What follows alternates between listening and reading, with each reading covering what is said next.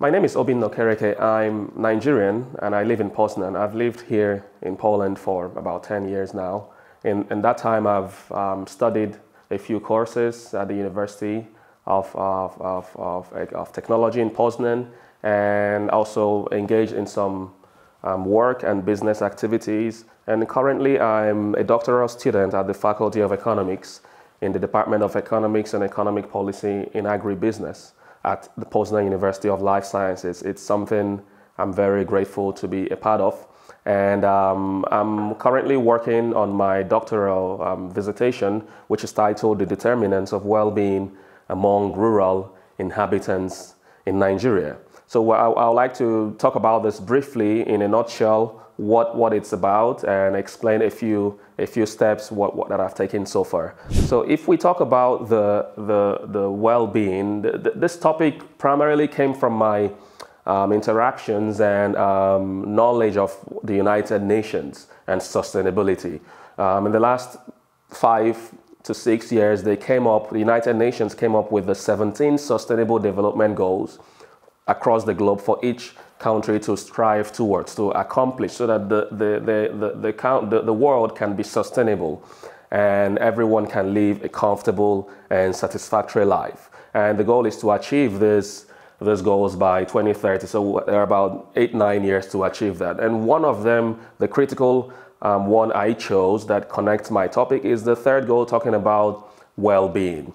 So it's very interesting to know that when we talk about well-being, it's a broad concept. And if we look at the economics and economic development of a country, we'll see that for the past tons of years, economists and even in particular policyholders or government officials try to gauge the mood of the economy or the strength of the economy based on specific indicators like the gross domestic product, inflation level, unemployment, and all that. And rightly so. But I believe that there are other things that can also help us to see how strong an economy is, and bringing it down now to the individuals rather than the whole country as a whole. So if we talk about the well-being itself, it's a broad concept, but I try to come up with my own definition and look at a few key components of what well-being talks about.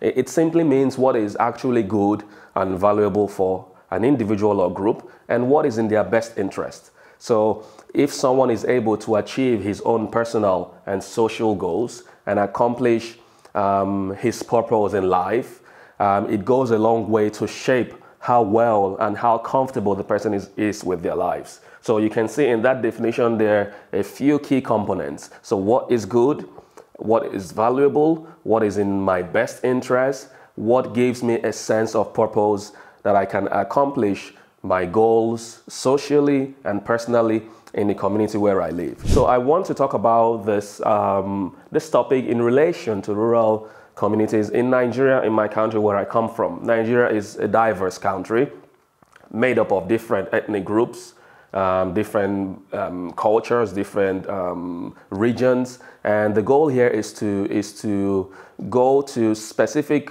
regions of the country and select some areas to assess the well-being of the rural inhabitants in that country. So if we talk about Nigeria, it's obviously the most populous country in Africa.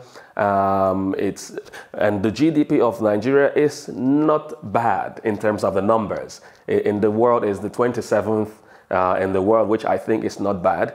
But then when we look at the reality on ground and the situation of the economic condition of the country, of the individuals, the quality of their lives, then a lot of questions need to be answered. Hence, I chose this well-being topic. The OECD came up with a framework that will help to also give a better picture and understand well-being in more detail, grouping it into a few categories on the health conditions, work-life balance of the individual, education and skills, environmental quality, security, income and wealth, jobs, housing. All these things are important components that have to be taken into account when you talk about the overall well-being of an individual. My point is to look at how these indicators measure up to the well-being of the people. And the goal here is to see if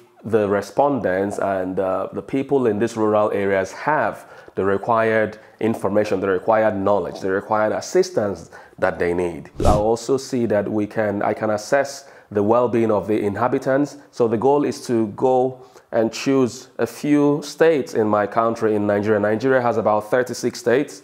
I'm not able to cover all the states, but I'll be able to choose the critical states in the country and go to the rural communities surrounding these states, because the states I chose are what you can call economic powerhouses of the country. So these are the states with quite high GDP, good commercialization, high level of industrialization and all that. But I also want to see the rural communities around the states if they feel the impact of this economic development in the states. I will assess a couple of states, like I said, and I will develop my questionnaires, which is the main form of my research. I'll develop questionnaires and be able to share it across, interview the people.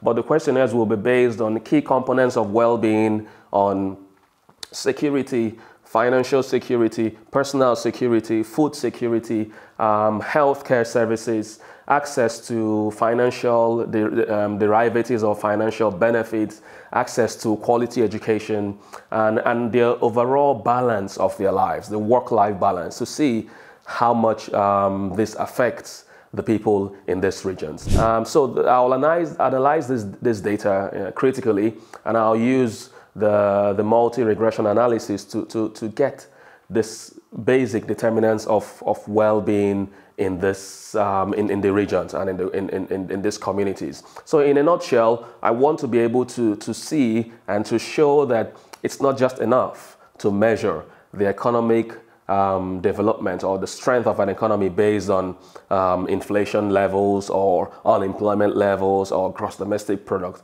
More than that, there are other factors that really connect directly with the people: the quality of their life, the standard of their living, their access to basic facilities and amenities. This also helps us to understand the mood of the economy, and this can help the policy shapers to better shape the policies that can directly impact the local communities, because unfortunately, local communities in Nigeria are really at the deep end of the sufferings in the country. So hopefully at the end of this, I can be able to come up with good recommendations and solutions and conclusions that can help to better shape policies in the country. Thank you.